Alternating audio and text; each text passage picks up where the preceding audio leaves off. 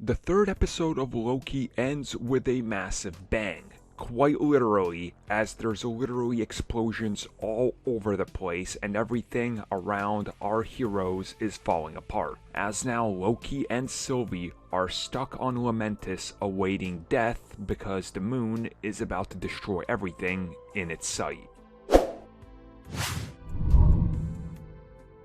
Majority of the third episode is set on Lamentis, where we see that this planet in the year 2077. I had no idea if that was intentional on their part or not, but hey, at least this planet's not as glitchy. But it is in a whole lot of trouble, and people will definitely be asking for their refunds on their job and commitment to be on this place, because it is a mining planet, and we specifically see that the moon above them has a giant crack in the middle.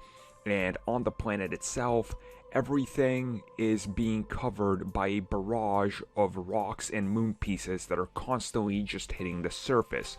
Evacuations are happening, and there is one last ship.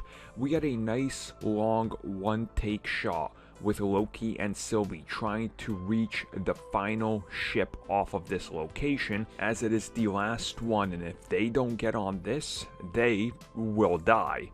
Unfortunately for them, nobody's getting on that ship, and everybody seems to be dying because the ship explodes. And this is something that we learned previously. It's one of those apocalypse events. It's an apocalyptic event. They tried to essentially change history by making the ship get off of the planet because there are no survivors. We learned that earlier, but unfortunately for them, it doesn't go that way. They're now stuck on Lamentis. So the last scene where we see everything just crumble, we see Sylvie walk off into the distance. She's awaiting her death. We see Loki just standing there in disbelief because his time has come. Now, how exactly are they going to find a way out of this? What is next? What is exactly going to be the next sort of moment where they realize that they can get out of here and some big revelation? That's going to be interesting to explore in the next one. I would assume that maybe Mobius or somebody else is going to come after them, but for that we're going to have to wait and see.